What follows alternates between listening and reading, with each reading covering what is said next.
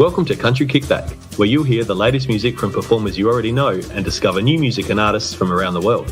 If you have an artist you'd like us to chat with, reach out to the team at countrykickback.com, or you can watch our live videos and more by following us on social media and YouTube.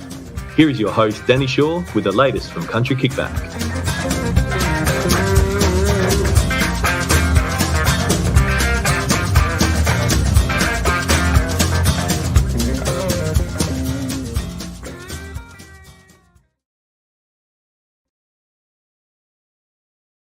Hello everybody, we're back. We had a big day yesterday in Tamworth, so thank you for joining us again. I know some of you dropped in and we did a bit of live streaming and things from the awards, which was wonderful. And we had a big day. I ran into a few of you. So guys, if you are in Tamworth, let us know in the comments where you've been and what you've been enjoying. And if you're not in Tamworth, tell us what you've been up to or whether you've got music this weekend that you might be heading out to. But thank you for joining us. And we've got Fibbers with us. That's it's not his real name, but that's your name that you're known for in the industry, isn't it? Yeah. Everybody knows you as Fibbers. And we were just talking about how you got that name. Yeah, well, it was many years ago.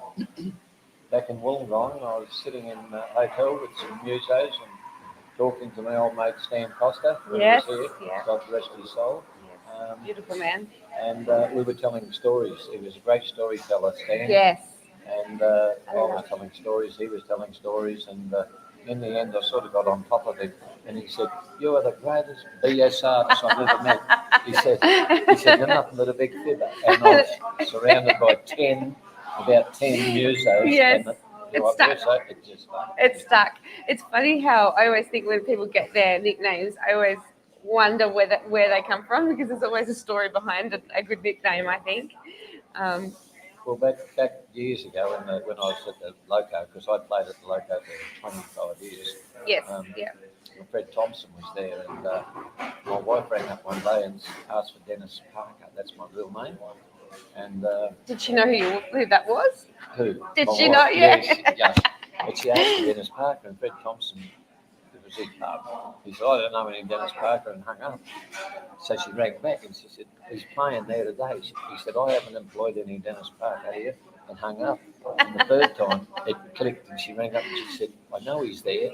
I want to speak to Fibber." And Fred Thompson said, "Well, why didn't you say so in the first place?" Isn't that funny? My stepdad has a nickname, and I don't think anybody, apart from family, would know his real name. You just get used to the names that we create. Well, I'm absolutely stoked because Fred has turned up at my shows this year, and he come from my big show, the charity show I do. Yeah. And he turned up with his lady, and they were there all. And then he turned up at my show yesterday. Oh, it was hot. It was so hot yesterday. We were outside. I was going to ask you, how did you go? It was. Well, I reckon I walked in there weighing 100 kilo, and I walked out weighing 90. I reckon No, yesterday. Well, I was lucky yesterday. We were in the town hall for most of the day, but I tell you what, in between going out and getting equipment and things, it had some bite in it yesterday. Yeah. Oh, it was very hot. We have some great artists on the big show. Yeah. I have that every year now, but I. Tell us a bit about that. How it started. Well, you remember when the farmers were in dire strait with the drought? Yeah. It just come to fruition that a friend of mine, Russ Millett, who toured with Slim Dusty and also Rick and Tell. Yes, yeah. He said, "Why don't you start a concert?" And I've played for the pub group, God bless their souls, for 22 years. Yes, and, anyway. That group is really nice. They've got such a lot of nice venues. Well, I went and saw them, and Bevan Douglas and Joan Douglas and Craig Tower and Teaser, and we're a close knit. Yes, well, you've known each other for a long time. Yeah. And I put it to them, and they said, "Yeah, do it." So we started it out at the pub, and the first one we did, I don't know how many years ago, quite a few years ago anyway, and it was a success. We had a good band, I only surround myself by good musos. Yeah, but with the right intention. Yeah, with good the right people. intention, so that people aren't disappointed. And Yeah. I was surprised.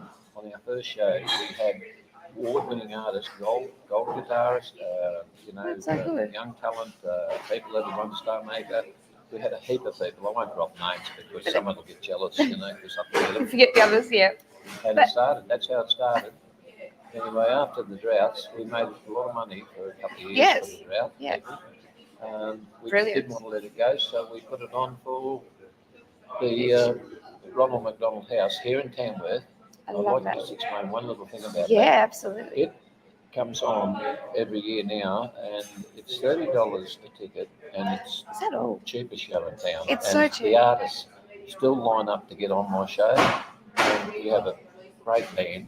Right? I mean, 7-piece band. As I said, do you try to have the same band for each of the artists? Like you just have them for the night, and I only have them for the night. I do throw a couple of my band people in. Yes, yeah, But most of them I've kept because they're very loyal. yeah, And absolutely. they turn up Yeah. every year. And that's the thing you need to know. Yeah, but they're ready, and they're ready to go, And, They're professionals. Yeah, and Tamworth's like that. They open up their hearts. I've made some of the best friends in life. In Tamworth, yeah. I think, and as she's like that, sort of started off from somebody being in need or from farmers being in need. But one thing, and Tamworth really brings it together and really shows it to people for that 10 days. Artists and Australian music want to give.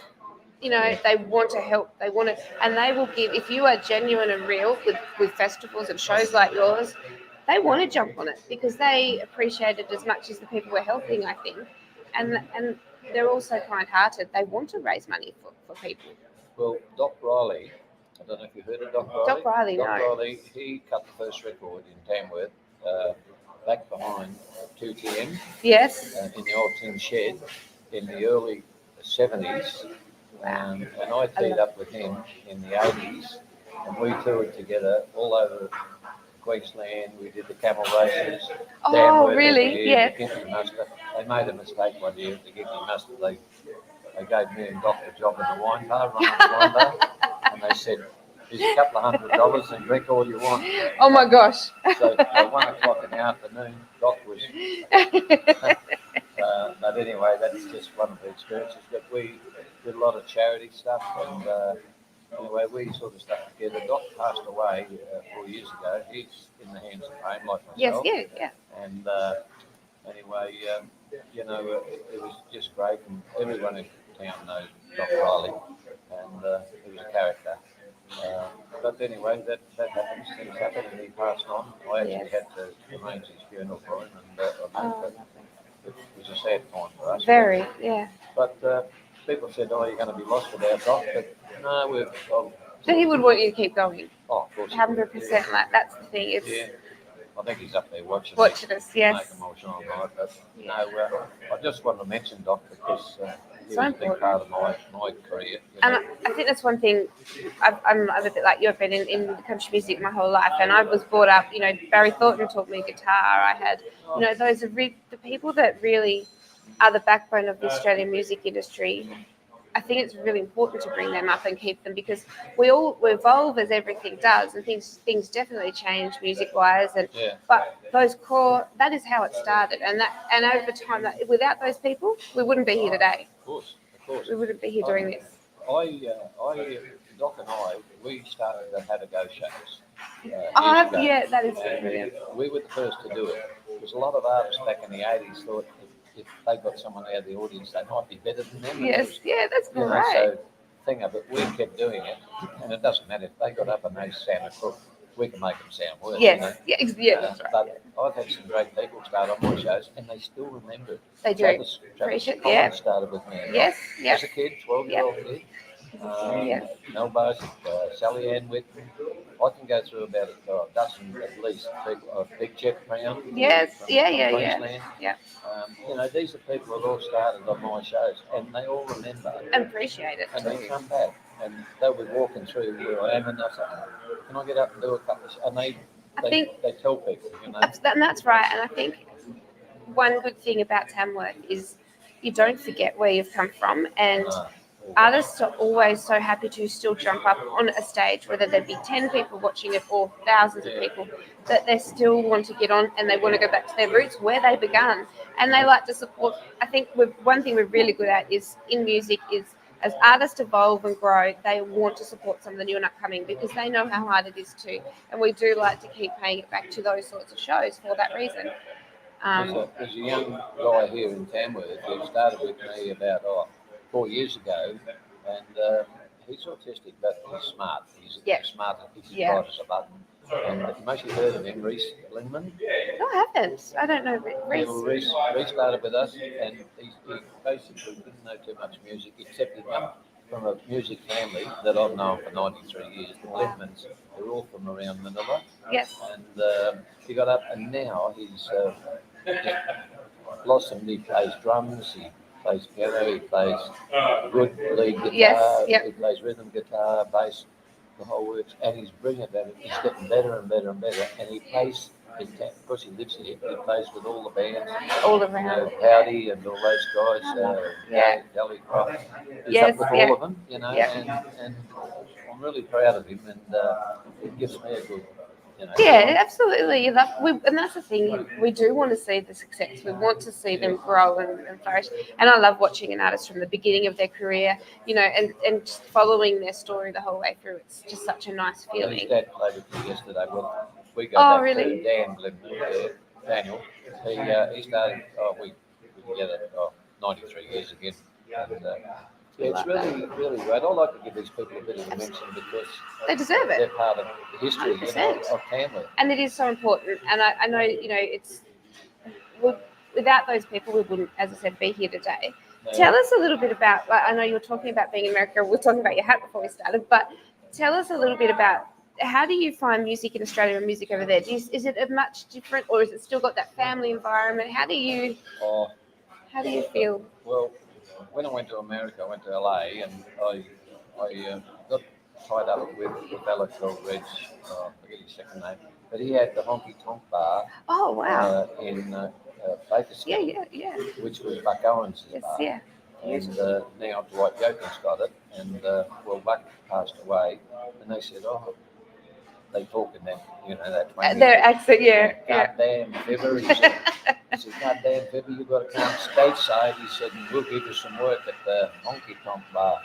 He said, because I do a lot of parody songs where I change the words and turn them into comedy. Yeah, absolutely. And he said, they love that over there. But when I got people in America, they love Australians. They do. And Southern Australia, anyway, I went from LA when we landed. We went to Vegas for a week, and we had a great time in Vegas. I didn't do anything there because it was just, what I found. Then we went to Nashville, and there was a fellow that was over here many years ago, about 5 or 10 years ago, Jerry Salley. He was nominated for 35 awards, Grammy Awards in America for songwriting. Very religious man. They're very religious, actually. Yeah, they are. Yeah. And anyway, he's a great bloke, and tried to catch up with him. But when I was in Nashville, I had to do a couple of shows there, but COVID hit. Yes. New York and San Francisco. And my daughter rang up and she said, Dad, get home. Yeah. And that took away a month of our stay over there because we had to go to New Orleans, and everyone says in Australia says New Orleans. It's not. It's New Orleans. You say it over there. It's New Orleans. It's our access. Yes. I've got my next artist has just arrived. But tell us, where can we, keep in touch with you and find, know when your shows are, get tickets to your shows, especially the Tamworth ones. What's the best place for us to look? I'll give you a Facebook later. Yes.